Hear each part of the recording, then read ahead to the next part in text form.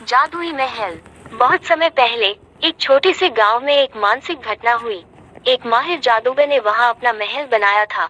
यह अद्भुत और रहस्यमय था, क्योंकि जब तक आप उसे नहीं देखते थे, तब तक वो गांव के लोगों के लिए दिखाई नहीं देता था।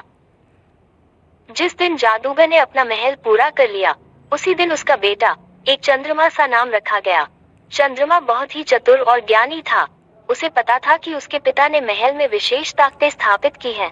जब वह चाहता है, तो महल उसे जहां भी ले जा सकता है।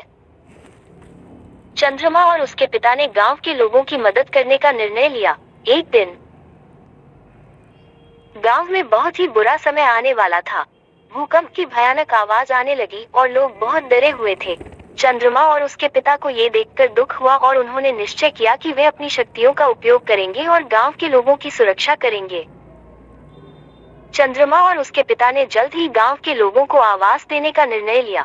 उन्होंने अपने महल के दरवाजे खोले और आश्चर्यजनक रूप से महल ने खुद बढ़ते हुए आवास बनाने शुरू कर दिए।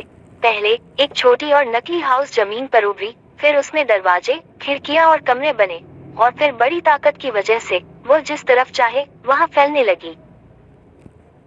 जैसे ही गांव के लोग वहां आए, वे बहुत ही हैरान और आश्चर्यचकित हुए। वे देख रहे थे कि महल बढ़ रहा है और उनकी आवाजें सुनता है। यह उनके लिए एक अद्वितीय और महारहस्यमय अनुभव था। गांव के लोग महल के अंदर जाने के लिए उत्सुक हो गए।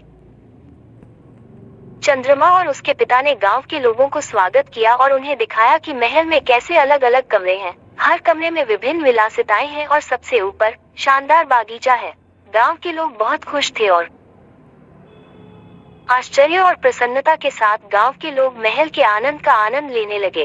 महल ने उन्हें असाधारण सुविधाएं प्रदान की, जैसे स्वर्गीय उद्यान, चमकदार फव्वारे, स्वर्णिम सिंहासन और विचित्र आयाम वाले कमरे।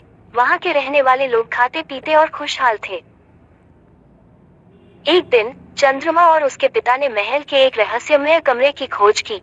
वो कमरा एक विशेष ताकत के आवास के रूप में था, जो इंसानों की इच्छाओं को पूरा करने की क्षमता रखता था।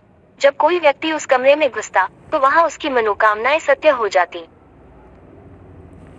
ये सुनकर गांव के लोग बेकाबू हो गए और उन्होंने चंद्रमा के पास अनेक इच्छाएं रखी।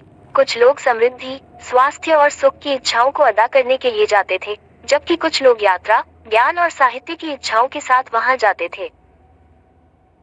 चंद्रमा जानता था कि अत्यधिक स्वार्थीपन और इच्छाओं की पूर्ति न करने के कारण बुरे परिणाम हो सकते हैं। वो अपने पिता के साथ बात करते हुए उन्हें इस बारे में चेतावनी दी।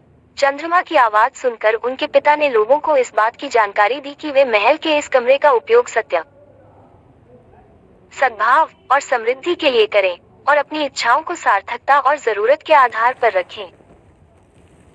गांव के लोग चंद्रमा के समझाने पर सहमत हो गए और वे आपस में मिलकर अपनी इच्छाओं को जायज सीमाओं में रखने का निर्णय लिया। इसके परिणामस्वरूप महल का आभूषण न तो अत्यधिक और न कम हो गया, और न ही गांव के लोग आवश्यकताओं से वंचित रह गए। इसके बजाय उनके जीवन में सुख, समृद्धि और आत्मसंतुष्टि का एक संतुलन बना रहा। महल में रहने वाले लोग अपनी इच्छाओं की पूर्ति के बाद भी एक अहम सामाजिक उद्यम में लगे। वे गांव की सेवा करने के लिए संगठित थे।